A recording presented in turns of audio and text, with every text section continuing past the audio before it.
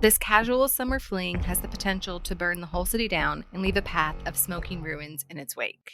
And today, Jen and I are reading for our Buddy Reads Dark Romance Challenge. We're discussing Perfect Strangers by JT Geissinger. Geissinger? Gunslinger? I was going to say Geissinger. We should probably look up the author names and how to pronounce them when we do these. I mean... No. You're the more responsible one. I'll leave that up to you. I like winging it. It's fair. I read so many books that it's sometimes I don't even know who the author is until people will be like, oh, this author. I'm like, I don't know who that is. And then they start talking about the book and I'm like, oh, I know what you're talking about. I really liked that.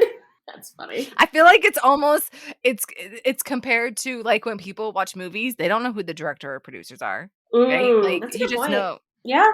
You know the title, you know the blurb, you know who's playing it and who the characters are. I know that's probably a horrible example, but whatever. No, Okay, Jen, I think I really like it when you go first. I just feel like you're just so much more. Your thoughts and reasons why are just so much clearer, and then I can just play off of what you have to say. Okay. I mean, I can totally start if you want me to, but I think it might be best if you start. Okay, I don't mind to start. Okay, so the very first thing I want to bring up, I want to know, this really has nothing to do with the story, but I want to know if you noticed this the way I did. Did you notice how much she used the term wolf or wolves or wolfish within this book? No. So I picked up on it a total of 5 times. She did do something about being an alpha, right? Was that this book? Yes. Okay. So I kept highlighting it, and I was like, this should be a drinking game. Like every time you come across the word like wolf or wolfish or something in this book, you have to take a shot because you get drunk. Okay, hold on. Now I want to search it and see how many times it comes up. I'll tell you. 1, 2, because I went back through 3, 4, 5, 6, 7, 8 times. I think I might be missing one. It's 8 or 9 times between like wolf, wolves, or wolfish. Okay. Wolf by itself is just 7. Yeah. Oh, yeah, I didn't.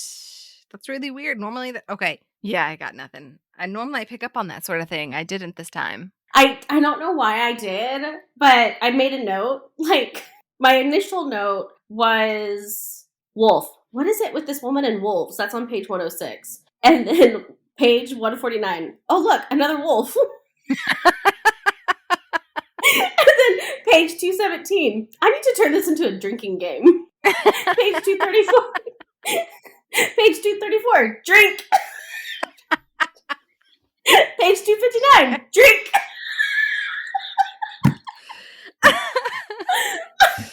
I was like, are we reading a dark romance or a shifter romance? Like, what's happening? That's funny. It just cracked me up every time I saw it in the book. I was like, I should go get my bottle of bourbon and be a pirate for the day. Yes, agreed. Okay, so aside from that, I have such mixed feelings about this book. On one hand, I felt that I've never read anything like this before. I felt like it was really unique and a kind of like a cool way to have a plot twist without it being a plot twist. But I was also extremely disappointed that, James and Olivia, like the initial James and Olivia weren't real. And like this incredible story that she told and this incredible character that Olivia is, because she was so fucking great, like wasn't real. And it just kind of broke my heart a little bit. Yeah, I absolutely hated this fucking book. It was trash. It's essentially the idea of you have a couple through this whole book, and then all of a sudden it's not the couple. Yeah. Like, it's essentially, we just read 70% of a book, and it's not even the couple that the book is about. Yeah. And technically, you don't even meet that couple until the epilogue, right? Yeah. Yeah. I don't like this. See, I don't like meta. I do not like meta. I especially do not like it in my books. And I don't like that we were essentially told a lie. I think one of the trigger warnings should have been unreliable writer or unreliable author, right? Because she tricked us. And then he's actually really not a pest control, whatever thingy-majigger he is. Right? He's an artist. Yeah. And they live in New York. Yeah. I get it. I agree with you. It was a great twist. The whole entire time, I'm boxering you, giving you my little tidbits. And I'm guessing the whole storyline. And then we get to it and I'm like, wait, what the fuck just happened? Am I in an episode of Buffy? Because that's what I felt like. You know that episode what of Buffy was so where funny? No, I've what? never seen Buffy. You have never watched Buffy the Vampire Slayer with Sarah Michelle Gellar. Listen, I grew up Southern Baptist with I wasn't allowed to watch Buffy. I wasn't allowed to watch Beavis and Butthead, Cat Dog, any of them. Okay, there's an episode, it's kind of like Inception. There's an episode on Buffy where she gets one of the demon's blood mixed with hers, and she's stuck between the two worlds. When she closes her eyes, she's in a insane asylum. Her parents are still together, da-da-da-da, but then when she closes her eyes, she lives in this fantasy world where vampires exist, and she's got to kill them. And so you don't know what the reality is, which one's her true reality. I thought she was a vampire slayer. Yeah, but in this episode, she doesn't know. Oh, it was just the one episode. I thought it was the whole series. Just the one episode, but the way that the one episode ends makes you think that it's quite possible that her being a vampire slayer is all in her head. Oh, that's weird. It was pretty twisted, right? That's trippy. I was just, I didn't like it because I agree with you. She was great. He was great. It was funny. The communication was fantastic. The sex was off the chain. Like the way that and then no. And then what really upset me, well, actually it all upset me, but another thing that upset me was, where did the fucking idea come to have her daughter be murdered and at the end she's coming home from school like nothing fucking happened? Like, who does that? Oh, see, that's actually something, I think I actually woke up thinking about that today when I was kind of thinking about our episode today. There is no way that I could write a book and have my child, I say that with quotation marks, be killed in the book. I feel like that's such scary energy to put. I know I'm getting very woo-woo here, y'all, but it's such scary energy to put out into the universe. I'm like, there's no way I would write that with my own son. There's no way. I completely agree. I was happy that the real Ellie, something. Emerson, they called her Emmy. Oh, okay. Let me just do happy dance. Seriously, we totally switched there. Was alive and well, but there's just no way I could take that kind of chance if I was writing something like that. The other thing that Go ahead. No. Mm-mm. I was gonna say it's just one big April Fool's prank. What was I gonna say? Hold on, it'll come back to me. Oh, here's the thing that I hated about the book. I could have dealt with the twist. I could even have dealt with her having ALS, your second Olivia, we'll call her. I felt like the author did a really good job of kind of tying in all of the external cues from second Olivia's point of view. That's into first Olivia, second, third. Yeah. So I feel like she did a really good job. You had the province poster in her room. Her what do they call those? Her aide's name was so and so's name and that kind of thing. I feel like that was done really well. What I hated is you took something that was a psychotic break for someone having ALS and then took it a step further and she killed her own child on accident because of this medical condition. And I felt like that was really unnecessary. Understanding that, okay, real life, or second Olivia is, has to lose her child some way. Okay, I get that. But to make it go that far after we've already, as a reader, grieved this little girl being shot and dying that way, you're going to kill her again, even worse. And that really, really bothered me. I wouldn't say triggered me, but if I had to pick anything that I hated out of the book, it would be that. I felt like that was really, really unnecessary. I agree. It was overkill. Literally. Yeah. Absolutely. If I ever recommend this book to anybody, I'm going to tell them to stop before they leave the lavender field. I'm like, you don't need to read the rest. It's trash. Just tear Yeah. those chapters out of the book and just end it. We have the perfect You get your romance happy. novel. You do Like, have the perfect romance the perfect novel. romance novel. Yeah. And then you have this writer within a writer within, or story within a story within a story or whatever. Yeah. And then we don't get it. We don't get to see the real Olivia and James have their love story. We get it should have been a fucking novella if that's all you wanted to write, was them meeting in a cafe in fucking New York City. We didn't need all this other shit. A short story. Guy meets girl, they fall in love, whatever. And then we don't even realize. And with Emmy being alive, why the fuck did they divorce her and Christopher? What was the purpose behind that? We don't know. I thought Emmy was third Olivia and James kid. I don't think Emmy was Chris and... No, because when she comes home from school, she says, my stepfather and mom, it's not unnormal for here to hear them having sex in their bedroom. Oh, really? I totally missed that. Mm-hmm. And that Chris loves when real Olivia puts him in her books. Can I just say how much I love that was one thing that I really liked, that she always makes her ex-husband like the bad guy in her book. And as a woman who is writing books with an ex-husband, I'm like, ooh, I like this idea a lot. Yeah, and that he's cool with it. I mean, that was great. Yeah, yeah. And I was a little thrown off at the beginning.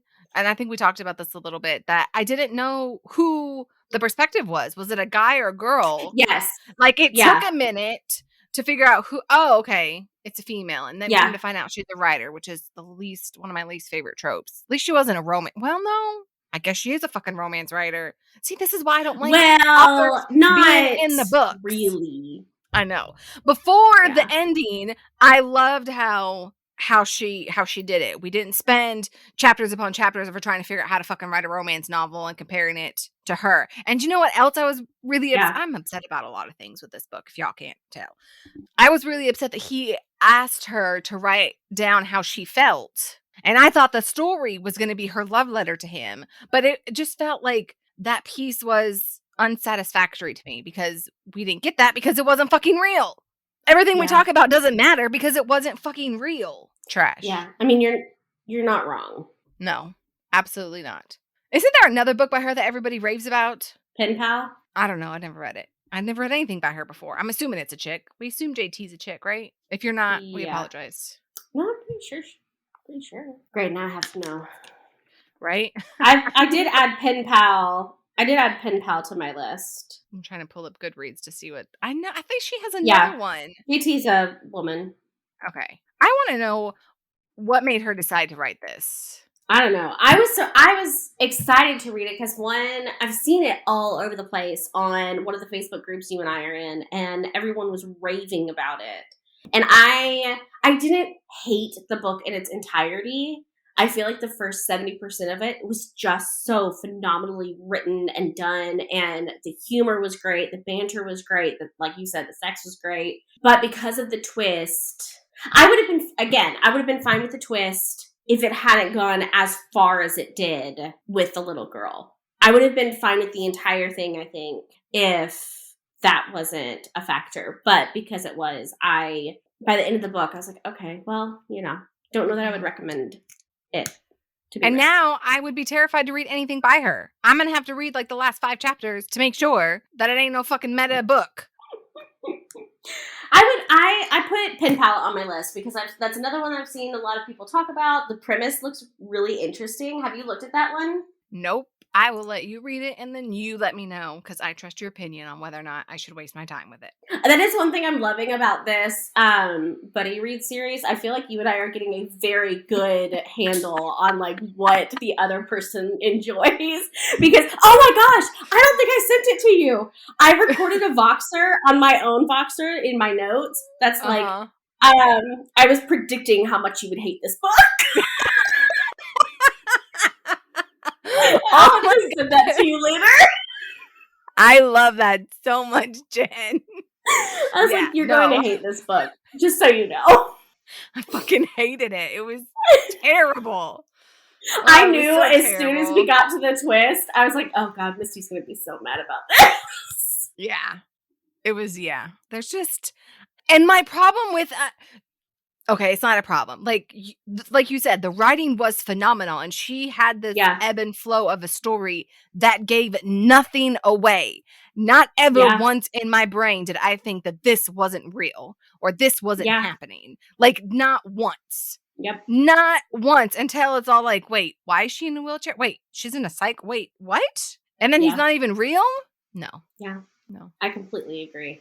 Okay, so what do you feel like we can move on to rating? Yeah. I was going to say one more Okay. thing, though. Okay. It was very fucking funny. It was so funny. Okay, you guys, you have to know, typically Misty and I will come on and get ready to do an episode, and we're picking a quote of, kind of that sums up the book really well, or we thought was really funny, or whatever. And typically we might have like 2 a piece to choose from, and we each had over 10.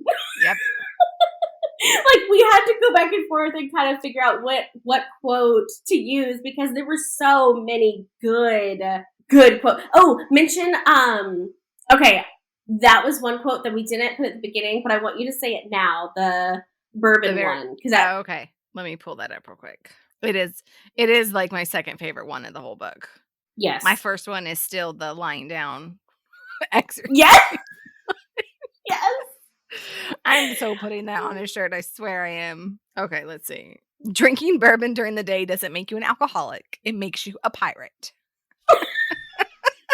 That needs to go on his shirt. That does too, right? I will give her this. She's very quotable. I will make a JT Geissinger quote shirt, okay? With all the great things. I already told my sister I need her to make it for me. Yeah, that's one thing, it was a lot of fun to read up until it wasn't. Yeah. Okay, so how many, we're going to do the dark rating first.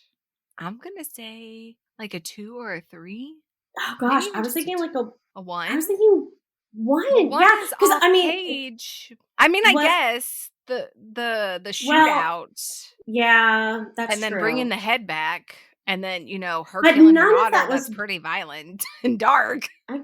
All right, I guess I would be okay with 2. Because I guess for me, I didn't feel like it was a dark romance. There were a couple of things that happened, and I guess she really did kind of go into detail about the car accident. I would say, even if we're not talking about him being the pest control, if we're just doing the storyline of her daughter being murdered, it's her husband's fault. And then when we go to second Olivia, she kills her own daughter, even if it's by accident. Like that. Though I think those 3 things, and then plus her, the being in the mental institute with the ALS, and then having to deal with the shitty husband, in the second world. That at least gives it 2. Yeah, okay. I would agree. Oh, okay. Okay, sorry, I have to backtrack. Can we talk about how much her aide at the house, like, I loved her? Oh, yeah. She was fantastic. She was fantastic. She's like, if you want me to suffocate him with a pillow, I will suffocate him with a pillow. Yeah. Okay. Actually, right. So yes, I agree. We need to backtrack. I agree. You know what? Another thing that pissed me off with the second worlds is she didn't say anything about making sure that her husband didn't get fucking any of her money from writing this book. That pissed me off too. Yeah.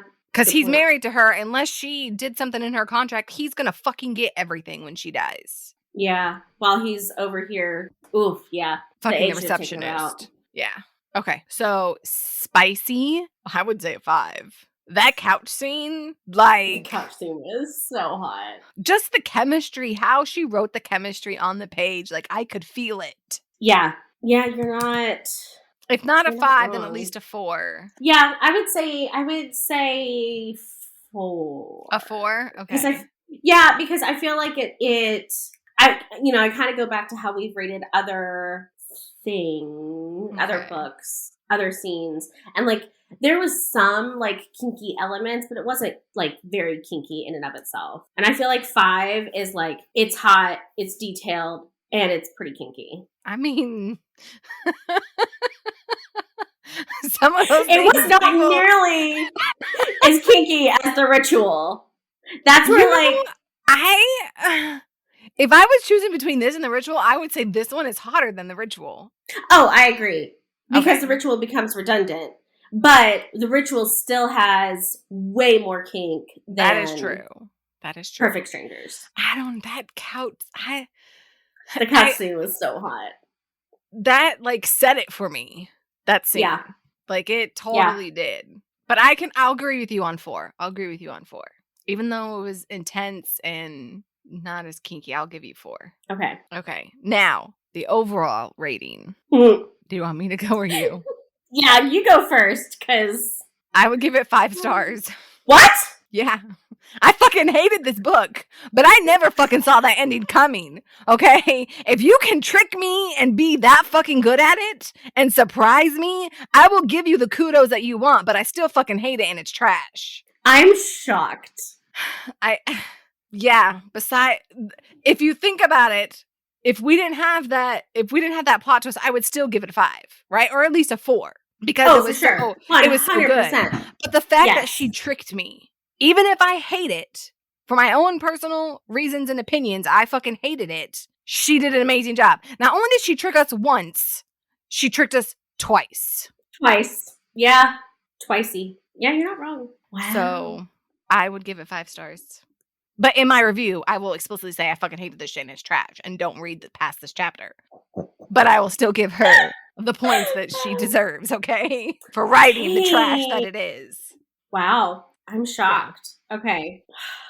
Okay, so if we go by being surprised and like how well it was done and the twist and that kind of thing, 100% 5. But personally, for me, like, I would give it a 3. It just, I feel like that extra scene with her daughter in second Olivia's world, like, I struggle getting past that. So like, I would recommend you to read it with the caveat of like, you need to check the trigger and content warnings and kind of go in with an open mind.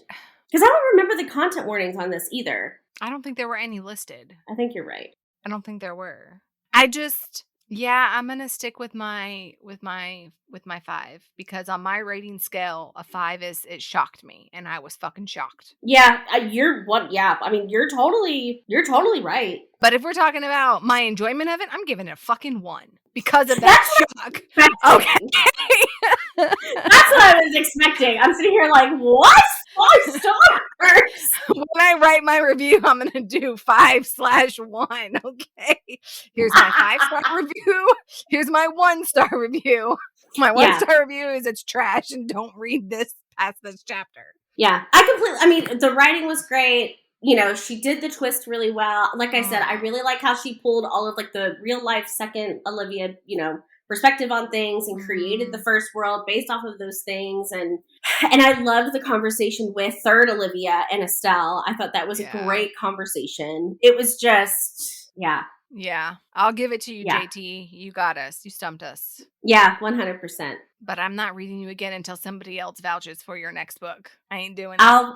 I'll read for both of us and I'll let you know. And because here's the thing. If the first 70% of the book is like what's typical of her writing, then I am down. I can handle big twists, but like, don't bring your kid into it.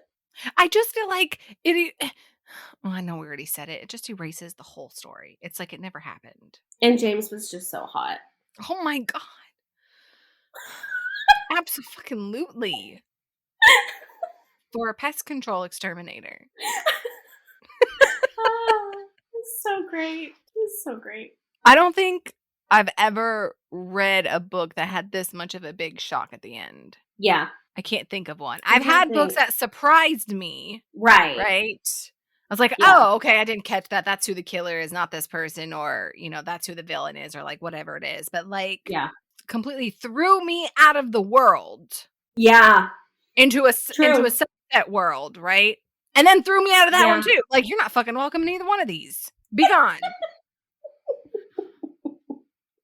I can't think of one. Okay, readers, and where does the darkness rate with you? Thank you for joining us on the journey into the shadows of love, where dark romance stories come to light. We hope you enjoyed this episode of Bones of the Story as much as we did. If you did, don't forget to subscribe and leave a review. Your feedback means the world to us. And to stay updated on all things dark romance, follow us on social media. You can find us on Instagram, TikTok, and YouTube. We'd also love to hear from you. Share your thoughts, ideas, or even your own dark romance stories with us.